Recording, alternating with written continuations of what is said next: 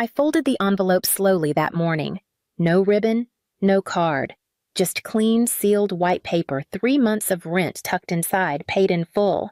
I'd called her landlord the week before and asked for the total. $2, $147. I had the receipt printed and paper-clipped to the bills. No message. I figured she'd understand. I hadn't been home in 2 Christmases. Last year, I told them I was traveling. The year before that, I just didn't reply.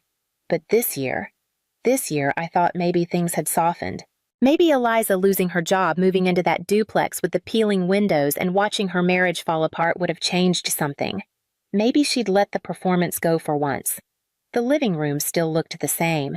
Same garland along the fireplace, same white tree with blue ornaments, same scratchy red stockings with glitter glue names from when we were kids. Mine was still hanging Marin in crooked gold glitter, but someone had pushed it behind the plant stand. The gift exchange was halfway through when I stepped forward. I waited until Eliza had finished unwrapping her 3rd surprise of the night, a personalized cheese board from Mom, and then I handed her the envelope. Quiet, no fanfare. "This should cover January through March," I said. She raised an eyebrow, peeled the seal open like she was unwrapping junk mail. Her fingers brushed the money, the receipt. She looked at it, blinked once, and then smiled sharp and showy, the kind of smile she used to pull before a high school debate. "Oh, wow," she said loudly, waving the envelope for everyone to see. "Someone's trying to buy her way back into the family." Laughter broke out like a champagne cork. Not just a chuckle, real full-throated laughter. Uncle Joel clapped. Dad leaned back with his beer. Mom gave that tight little laugh she always did when Eliza landed a jab. And no one, not one person, asked what was inside. I stood there holding my coffee mug, fingers warm on the outside, freezing on the inside. No one said thank you. No one asked what it meant. No one cared what it took to show up with that envelope in the first place. So I reached forward, slipped it back from Eliza's hand without a word, and slid it into my coat pocket. "Good to know," I said. The room went quiet. Eliza blinked. Mom's smile faltered. The heat dropped like someone had opened a window. I didn't say goodbye. I didn't slam a door. Just stepped outside and let the cold night air slap the sting off my face. And the strange part is not a single one of them followed. When people say families drift apart, they usually mean distance or time or politics. But mine didn't drift. Mine selected. One person at a time. It started slow, the way rot does under the paint behind the walls. I was 15 when I noticed Mom stopped mentioning my name when she talked about the girls. She'd say Eliza's taking honors classes, or Eliza got asked to winter formal, but never Marin got into the math competition, or Marin helped repaint the porch. I was there. I was always there. But I was the quiet one, the practical one. The one who packed her own lunch and fixed the Wi-Fi and didn't complain when Eliza's drama took over the dinner table. When Eliza didn't get into Duke, Mom cried for a week. When I got into UT Austin on a scholarship, she said, "That's good. Close to home." I moved into the dorms anyway. By the time I graduated, Eliza was married. Big wedding. Backyard tent string lights, catered barbecue. I wasn't in the bridal party. I was the girl folding napkins with Aunt Jen and being told not to bring a +1 because space is tight. She divorced 2 years later. No one talked about it much except to say he didn't deserve her. They never said what she did to deserve better. I knew things I'd heard, the late-night calls, the slurred voicemails. But I stayed quiet. That's what I was good at. Not making things worse. Then came the call about Mom's surgery. Nothing serious, outpatient. But I drove up anyway. 3 hours, left work early. When I walked into the waiting room, Eliza was already there holding court with 2 of Mom's friends sipping a latte. She looked me up and down, then turned back to her conversation. Didn't even say hi. That was the same visit where Dad accidentally let it slip that Eliza had moved into the spare unit on the family property. "She's getting back on her feet," he said, like she was some brave pioneer. I'd offered to help pay Mom's post-op expenses. He said, "That's not necessary. Eliza's already taken care of it. I still sent a check. That was 2 years ago. Since then, I've been more of a footnote than a daughter. I wasn't invited to Dad's retirement dinner. I wasn't included on the group thread about selling Grandma's piano. One day, I logged into Facebook and saw that Mom had updated her profile photo to one of her and Eliza on a beach trip I'd never heard about. I commented, "Looks like fun." The comment was deleted within the hour. That's when I stopped asking to be included. But I didn't stop helping. I still Venmo'd Mom every month for her prescriptions. I still mailed gift cards from Santa for Eliza's kids. I still showed up when Dad slipped on the stairs and needed help fixing the railing. Always as an extra set of hands, never as a name on the guest list. And still, for some reason I can't fully explain, I showed up this Christmas. I told myself it was tradition. I told myself it was time. But I think deep down I just wanted to see if anything had changed. Turns out it had. Just not in the way I hoped. Austin wasn't part of the plan. It was where the job offer happened to be, and at the time I didn't have anything keeping me anywhere else. I took the train down with 2 suitcases and a second-hand laptop. My first apartment was a 3rd-floor walk-up over a vape shop with cracked blinds and a stove that hissed when you lit it. I didn't complain. It was quiet. No one barged in. No one asked why I'd gone. The job was with a legal compliance firm that specialized in infrastructure audits. I learned to speak fluent bureaucrat, became fluent in the language of loopholes and signatures. I got promoted quietly. No party, just a new title in my email footer. That suited me fine. They never asked about it, my family, I mean. Mom would send vague one-line texts like, "Hope you're staying warm," or "Saw on the news Austin had a storm." Never anything more. But when her pharmacy bill went up, she sent me the PDF without a word. Just forwarded it. And I paid. Then came the dentist copay. Then the new tires for Dad's truck. Then the Eliza's phone broke and she's job hunting message. I sent money. I always did. I told myself it was easier than arguing. And it was. Once I accidentally paused a transfer by mistyping my PIN. Mom called within an hour. "Just wanted to make sure everything's okay," she said casually, too casually. The thing didn't go through this month. It was the only time she'd called me directly in over a year. I told myself I didn't mind. I had my own rhythm now, wake up early, work. Grocery shop, read, sleep. No drama, no tension. I had coworkers, a neighbor who said good morning, a mailbox with my name on it. I didn't need more. Then Derek arrived. We met at work, paired on a project nobody wanted, assessing risk compliance on state-owned bridges. He was all sleeves rolled up, speaks in stats, swears at Excel energy. On the second day, he brought me a coffee without asking how I take it, just said, "Figured it couldn't hurt." It didn't. He was the kind of person who remembered which snacks you liked and didn't make a show of it. The kind who asked about your day, then actually listened. He had a rescue dog named June and parents who lived 20 minutes away. When he invited me to their Sunday dinner, I said yes before I could think of a reason not to. They weren't extraordinary people, but they were kind in ways I'd forgotten people could be. His mom made banana pudding from scratch. His dad told slow jokes and always offered seconds. No one asked what my job was or if I was seeing anyone. They asked if I liked green beans and if I wanted the end slice of meatloaf. I did. At first, I didn't tell Derek much. I kept my family vague, just "it's complicated" or "we're not close." He didn't push. Once after dinner, his mom asked if I had any siblings. I said yes. She said, "Older or younger?" I said, "Not sure anymore." The truth was, I didn't know what to call Eliza. We shared blood, a history, a house once. But lately it felt like I'd been erased from every version of our story. And the strange part, they didn't even seem to notice I was gone. Still, I kept sending money. Not because they asked, but because they never said thank you. And somehow, that silence felt like permission to keep going. A way to still exist, if only on paper. But that night, after the gift exchange, after the laughter, I opened my banking app and saw it clearly. $12,880. That's what I'd sent to my family over the past 18 months. No phone calls, no birthdays remembered, no photos, just deposits. And in return, they laughed. So I opened Venmo, typed in Eliza's name, entered $1, caption to match the "thank you forgot," and I hit send. The email wasn't meant for me. That much was obvious. It was a forward, probably by mistake. The subject line read, "Family Property Planning. Next steps, and somewhere in the thread tucked between pleasantries and spreadsheet attachments was a sentence that landed like a stone in my chest. Meeting to finalize usage of the second unit. Assuming Eliza continues sole occupancy.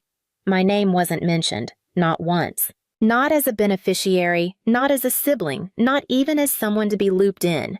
But I knew that unit. The back house behind my parents' place, the one Grandpa paid off in full and left to the girls in equal share. That was his phrase. I remembered it. You and Eliza split that little house. For when the world gets loud. I remembered the key he gave me when I turned 19. I still had it on a ring I never used, and now they were planning to assign it quietly permanently to my sister. Like I never held the other half of the deed. Like I was never even in the picture. I didn't reply to the email. I didn't correct them. I called a lawyer instead.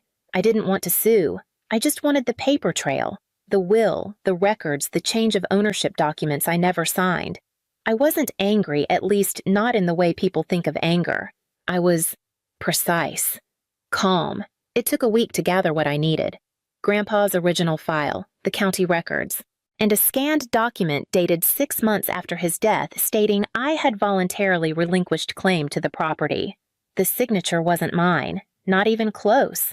I printed everything, stapled it neat. Then I drove north.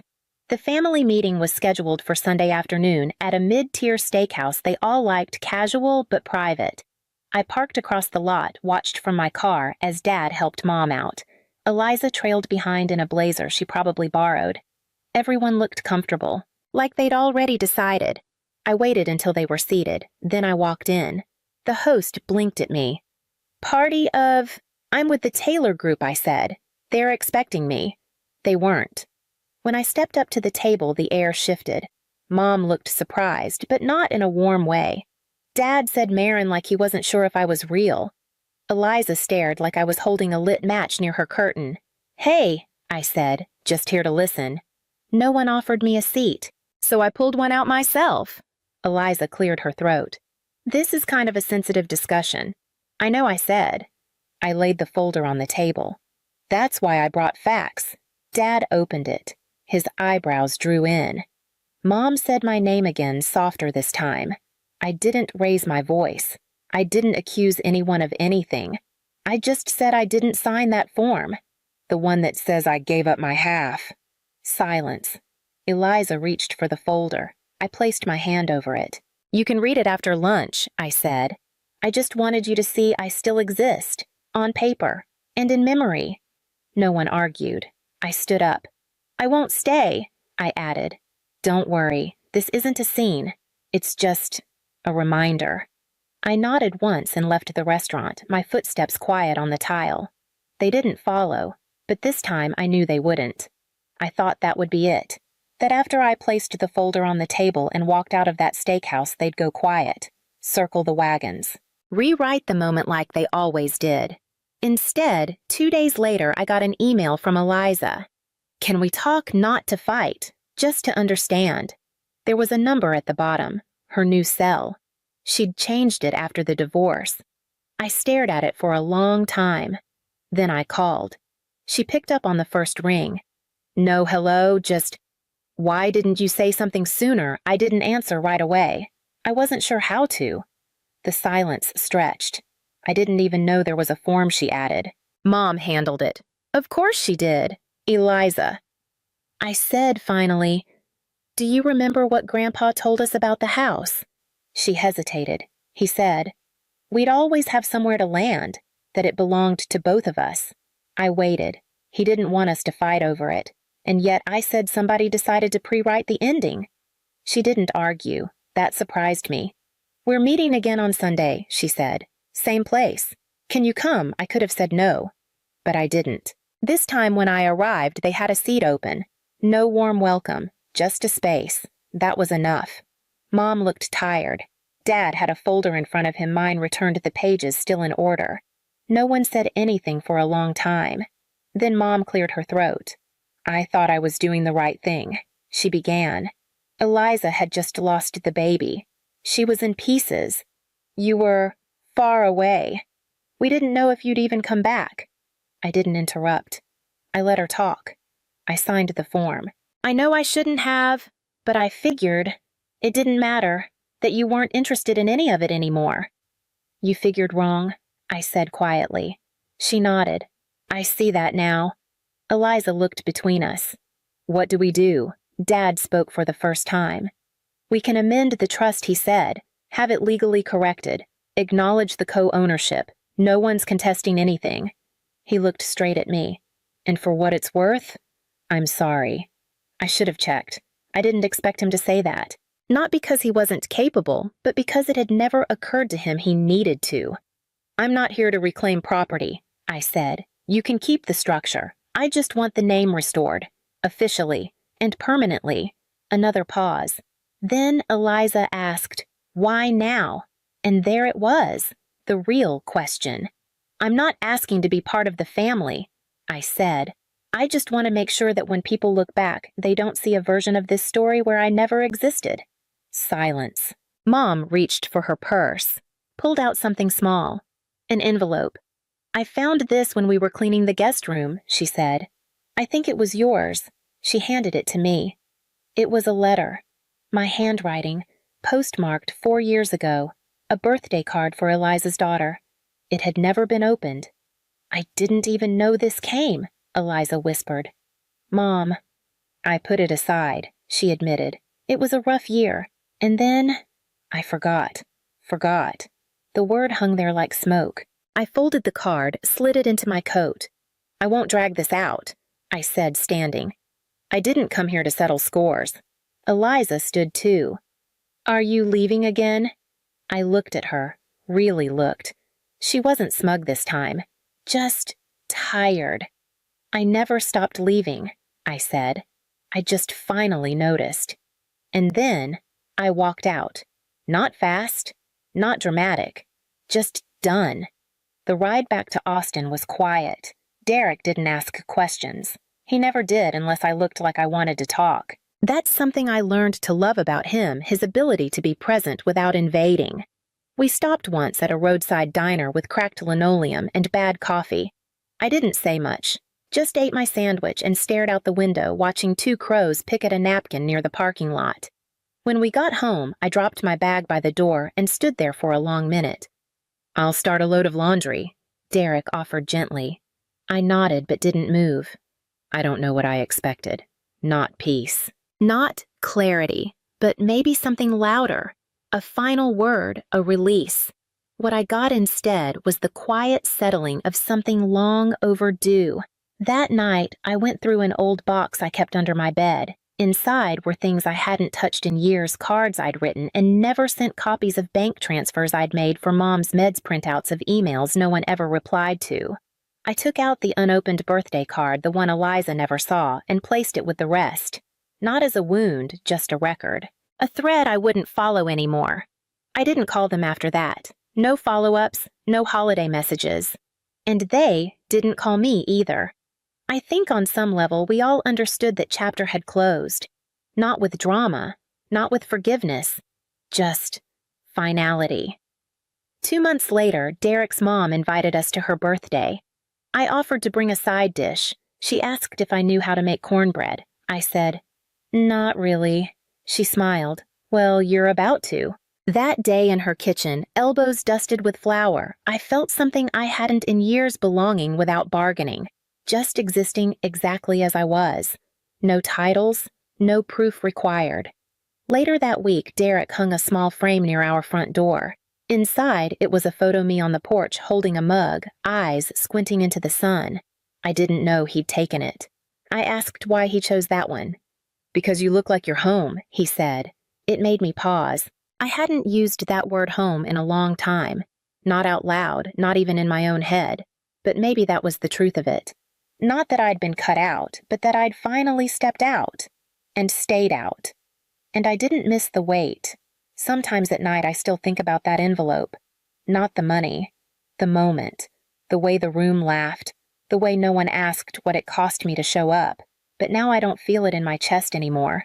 I feel it further back. Like a bruise that's faded into something you have to press to find. Last week a letter arrived from my mother. Real paper. Envelope.